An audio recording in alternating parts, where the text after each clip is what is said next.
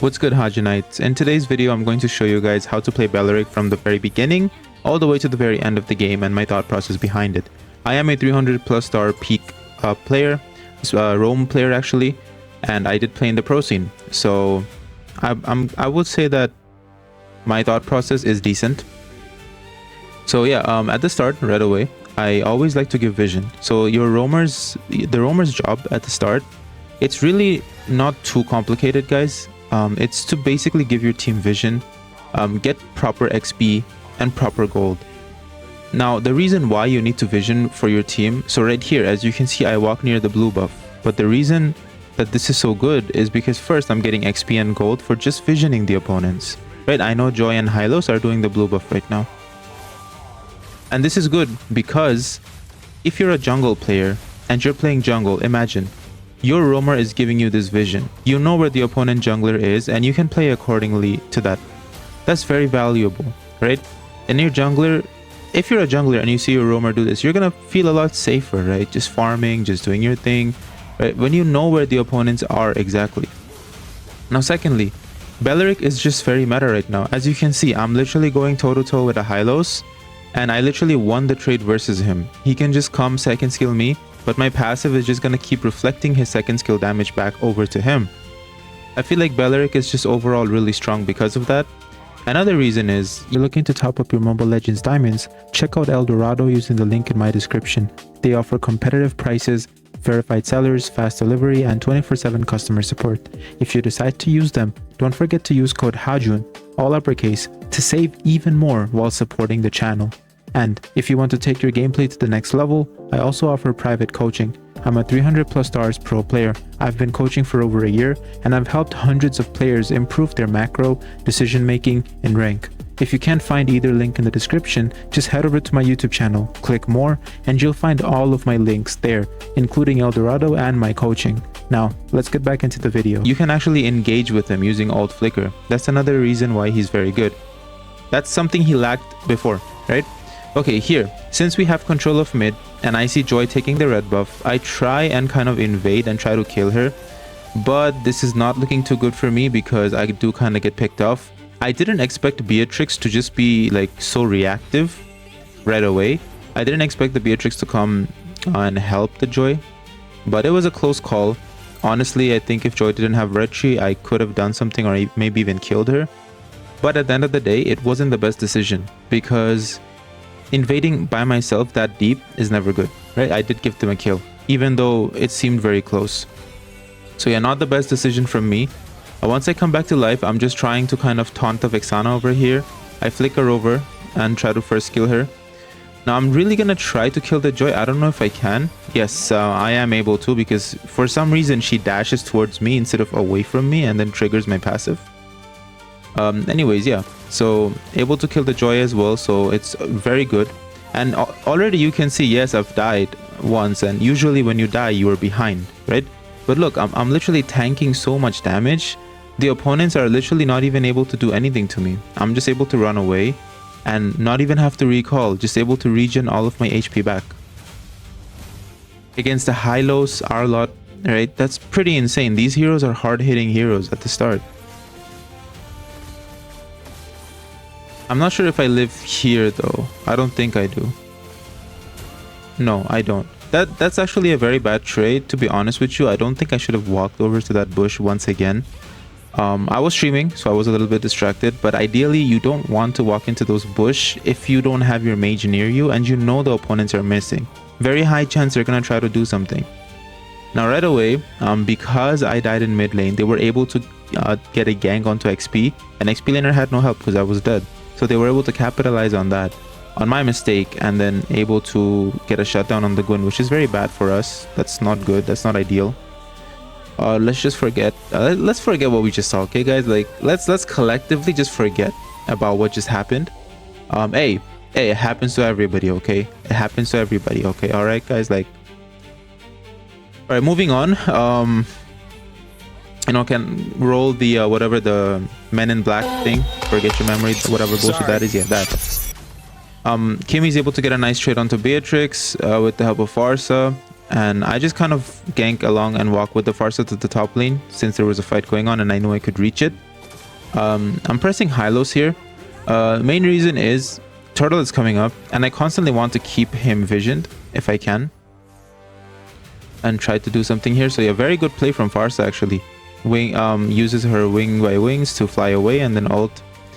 I think opponents do secure Turtle here, but if he can kill Hylos and maybe even potentially the Joy if she decides to fight, then it would have been good, but no, she doesn't decide to fight. I noticed Arlott here, so I flicker ult him. I'm not sure if I can kill him here though. I don't know. Yeah, we do. Okay, so Farsa is able to get the kill. I had to use ult flicker there because, you know, it's Arlott. Arlott doesn't have any escape mechanics, to be honest with you, unless he uses flicker or something. Once again, Vexana overextended, killed by the Farsa. I had a really good mid laner in this game. The Farsa is doing very, very well. If you have a mid laner like this, you should even have a better game roaming, to be honest with you. And even like at the start, you can see the presence that Bellerick has, right? But wherever you go, opponents are a bit wary of your presence because of that ult, right? So whenever you walk in front of people, they will usually move away from you. If you look at the Joy, as soon as I come in front of him, he's always moving away. So that is an automatic zoning ability that you have, right? So there was a fight going on in mid lane. Not really much to do over here. It's really hard to push mid lane when opponents are all trying to defend it. So just better off going somewhere else. Or, I mean, I should have recalled a lot sooner. I have no mana. I don't know why I'm sticking around. There we go. If I had mana, that Joy should have been dead. I could have ulted her and she dies. But another thing I want to talk about is, when is Bellerick good? Like, when should you be picking him? I think you should be picking him into dive heavy comps, or comps where opponents have very heavy engage and you're able to counter engage. So here Hylos is a very strong engage, right? Arlott is a very strong engage, so is Joy. And if you just look at that, right? That's what I'm talking about. You just do one ult, you get all of them in your ult, and it's over. That's why Bellerick is so good. Because the thing is, if they want to fight, they have to dive, right? Hylos has to dive. Arlott has to dive. Joy has to dive. They have to be melee range. And that is where Bellerick truly shines, right? If anyone comes close, if anyone has to dive or engage, or they have to be at close proximity to deal damage, Bellerick is like the best counter for them, because all you have to do is just place yourself in front of your carry. So let's say in this scenario, I think it was Farsa or Kimi, sorry. They were all trying to go for Kimi. All you have to do is just ult, and all of them will get attracted to you. You're going to be dealing damage back to them. You can use your second skill to heal up. And then your passive is constantly going to get triggered because they're attacking you. And your second skill is just going to get back, you know, the cooldown is just going to go away, right? Because every time you get hit and your passive triggers, your second skill cooldown gets reduced, right? Every single time it happens. So the more times opponents hit you, the faster you will actually get your second skill. So you can kind of use it 2 or 3 times, right? Which is going to give you so much more sustain. And here, you can see Arlott tried to dive. All I had to do was just ult. I caught him in the ult. And then my Farsa lives. And Hylos also has to die for it. That's, to be honest, that's like such a dive heavy comp counter. Like, Bellerick is so good versus these type of heroes. All you have to do is just successfully place yourself, like stand with your carry. I think Farsa in that scenario should have stayed close to me. I think I could have protected her if she did, but she decided to kind of just run away, which is not good. A lot of the times, guys, if you're playing mid lane or gold lane or anything and you have Bellerick or heroes that can counter engage like a Minotaur, Atlas, right? Try to run towards them, because majority of the time, if there's no tower in front of you and you're trying to run away, it's best if you run towards them instead of running away towards like a tower or something where you would usually go, because they can actually save you and they can CC those opponents and get them off of you a lot better. So next time, if you're in trouble and you're playing mid or gold lane and you have these roamers, just go near them. They'll most likely help you out, and it'll be easier for them to help you out because they're probably trying to chase you, trying to help you, and you're running away too, right? So it's easier if you just go to them. I don't really see a good opportunity for a counter because I don't think my team is ready. And now I see that there is an opportunity. I just go for it. No hesitation, right? You see it, do it. Don't hesitate. Even if it's a bad engage, at least you'll learn from it. But never ever not engage because you're hesitant, right? Even if it's bad, at least, sure, you'll mess up, you'll fuck up, but you can learn from that, right? You can learn to make better engages. But being hesitant is like, once you develop a habit of being hesitant, it's something really hard to get rid of. So here, I feel like if Kimmy just stuck with me, he was taking the damage from Joy anyways, right? But if he just stuck and stacked up on top of me, my damage would have been reflecting onto the Joy too, and it just would have been more damage. And potentially Kimmy can out DPS the Joy with my help and live, potentially, right? So I think this is why you should be sticking to your roamers. Here I'm just trying to run away. I think I successfully do run away. Hylos is not, he doesn't have enough damage to kill me. And my second skill is just coming off of cooldown and I can just constantly heal myself. Yeah, there you go. You can see how tanky Bellerick is. Especially versus... It's a very good counter for Hylos, guys. There you go. Second skill clutch again. That second skill is so OP. I tried to make a play there potentially on the Beatrix, but with my ult and conceal, but you know, she ran away. Since 2 of the opponents died, we have an opportunity to actually contest Lord. Since it's a 4 versus 3, we have the numbers advantage. And I do kind of ult before dying. Like, my whole mission here was to just get that ult out somewhere and then die, because I knew I was gonna die, but at least we can try to contest Lord. So I'm like, okay, if I'm gonna die anyways, at least I know I'm gonna die. Let me get my ult off and potentially my team can secure Lord. So I try to get as close to Lord as I can and then just ult before dying. But, you know, honestly, it's not that significant. I feel like in this scenario, I don't know, I feel like I should have kept a closer eye on my team. Maybe when they were closer, I should have walked up. I don't know, but I think it's a risk definitely worth taking. We just kind of gave away our lead when we gave away this Lord, which is not good. So right now, when the opponents take Lord, you just have to kind of mentally reset and tell yourself, all right, it's fine. They got Lord. It's whatever. It's done. Now our best shot is to just defend it. And by defending, I mean, try to clear the Lord as fast as you possibly can, right? That's like, that should be your priority. Just try to clear it ASAP, because as long as Lord is alive, it's going to keep spawning the super minions. It's going to keep spawning the bigger minions as long as Lord is alive. So the faster you kill it, the faster the super minions are going to stop spawning, right? I wanted to clear it, but here we couldn't. I tried to flicker over to the Beatrix because I thought that I could kill her. And then, I mean, guys, what is this? I just went for the Beatrix. She killed herself, to be honest, over there from my passive. And I mean, Lord got an inhibitor tower, but in that scenario, I don't think we should have taken that fight at all. The best course would have been to just defend Lord when it gets close to a tower, and then just kill it, right? You also don't want to rush and kill Lord and overextend at the same time. You want to kill it when it's a bit closer to towers and stuff like that. We get a nice, I get a nice taunt onto the Arlod, and then Gwyn just follows up, and yeah, there we go. But as you can see, guys, it is late game, and yes, we are not doing the best right now. We were losing because of Lord, but you can see my tankiness is still very good. The fights where I'm present, we're winning majority of the times, right? The only times we're not winning is when we're getting picked off or I'm not there with my team, pretty much. I just ulted there, but the opponents walked away. Not the best ult, to be honest. I think I should have just held on to it. I get a taunt onto the Vexana, and maybe we kill... No, we don't kill Joy here. I don't think so. She has way too much mobility. Oh, okay, we do. Never mind. She's not able to get away. So yeah, I just conceal my Nolan and go for the Joy, and we kill her. Late game, you should try and play around Lord as much as you possibly can.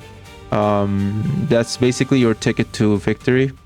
Since we killed 4 people here, we're going to try and take this mid inhibitor, because if we can get this mid inhibitor, that's huge. Yeah, I just ulted to make sure that Arlod dies, and then... Okay, I don't think we see... Yeah, we can't get it. That's really bad. But the good thing is Arlod just died. He's gonna have a big respawn timer, and we are able to just take Lord because of that. If Kimmy just comes over to Lord, we can take it. It would be best if Nolan pushes top, because if the opposite lane of Lord is pressured, it's a lot easier to take Lord.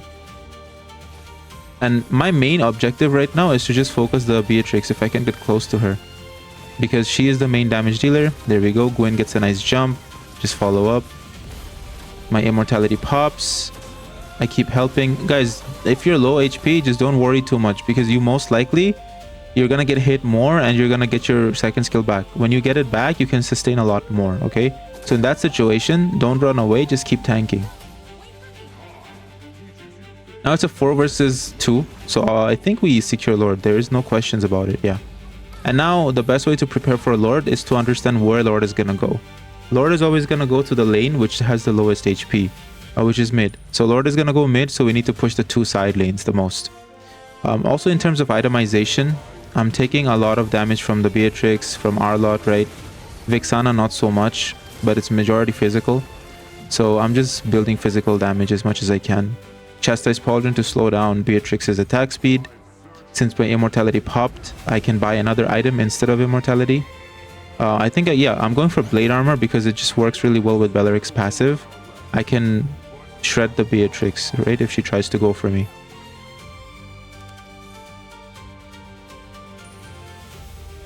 So already we took a fight before Lord spawned, which is not good, because we want to ideally push with Lord and end with Lord.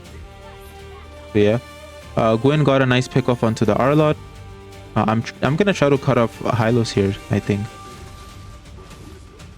No, I'm not gonna try to cut off Hylos. But yeah, as you can see, they killed Lord, so that's gonna make it a lot difficult for us to end the game. Just because of that, just simply due to that.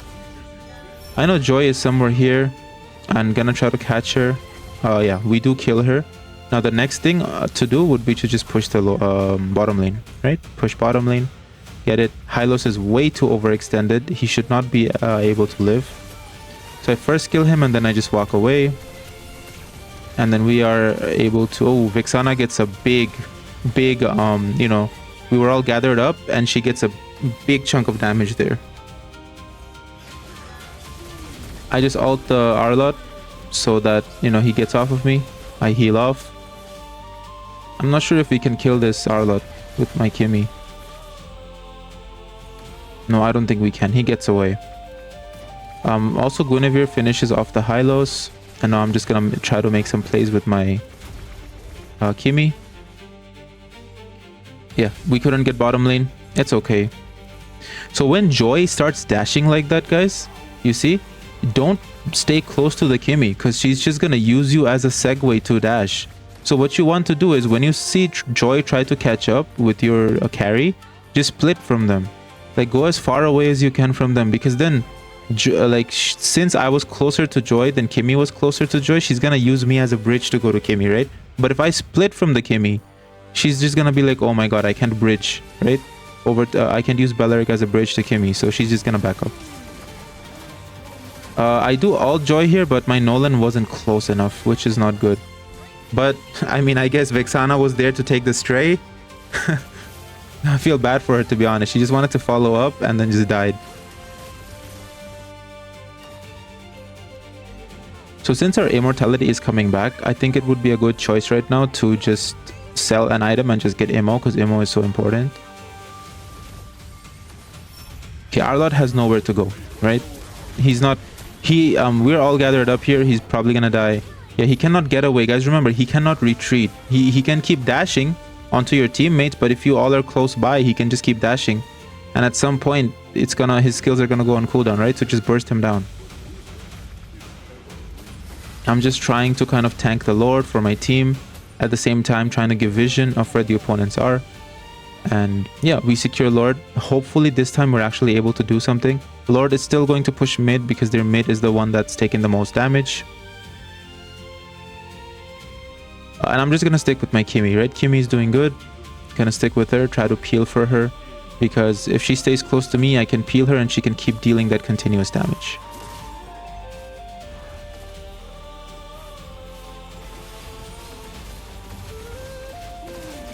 Okay, so that was a really bad ult flicker. I think I delayed the flicker too much. But I think we still got Vexana. Hylos is overextended. And oh my god, did you guys see that? I used Conceal to get away from Beatrix's damage. So I'm just gonna recall, I'm 1 HP. I'm gonna get Blade Armor again since my immortality is gone. I see that my team is continuing to fight. So what I do is I just quickly sell all of my items and get Guardian Helmet so I can heal up HP. Because now is not a good time for me to go back to base. I have to stay with my team and peel them. My Kimmy can do a lot more. So here I'm just gonna stay. I'll keep going forward, get Guardian Helmet, heal up a little bit, and just try to peel for these carries so Arlott can't go in, right? If he sees that I'm here, it's very difficult for him to go in. Here I stun the Beatrix, and then my team just ends the base, and that's the game. Could have been a lot better. I did make a lot of mistakes this game. Decision making could have been way better. But you know, I feel like in the late game, if you guys watch my videos and you know macro, I think late game you guys can actually make very good impact. Because you see majority of these solo games, they always go late game. But if your late game is good and you know the win conditions, I think that's where you're going to be a lot stronger. Because you guys saw that, right? At the start, yes, we were in the mid. At the start, we were doing good. Mid game, we started losing very badly. And late game, we just dominated. We always knew what to do. The opponents, they were clueless. They don't know. Guys, in solo queue, they're not going to know how to end games. They don't know how to play late game. But you do, right? Because you're watching this video. You know what to prioritize. You know you have to prioritize Lord. You know you have to prioritize pressuring the waves. In the late game, those are the most important things. Make sure you don't die. Because if you die, the respawn timer is so high that your teammates are just gonna not be able to come back to life and the game is gonna end. But yeah, you saw over there, I tanked 46% damage. That's significant. And also managed to get MVP this game. So with Bellerick, that's the playstyle you want to go for. Mostly peeling. And if you have your flicker, go for that engage. Right, that's all I'm gonna... Just keep it simple, right? No need to overcomplicate it. Anyways, guys, I hope you're gonna try out Bellerick in rank. Let me know how it goes. And if you have some tips and tricks on Bellerick, your Bellerick main, let me know in the comment section below. And guys, help me out. What kind of video do you guys want next? Okay, what kind of video would you guys want to watch and want me to upload for the next one? All right, a big draft video is coming out soon too, so stay tuned for that. And I'll see you guys in the next video. Take care.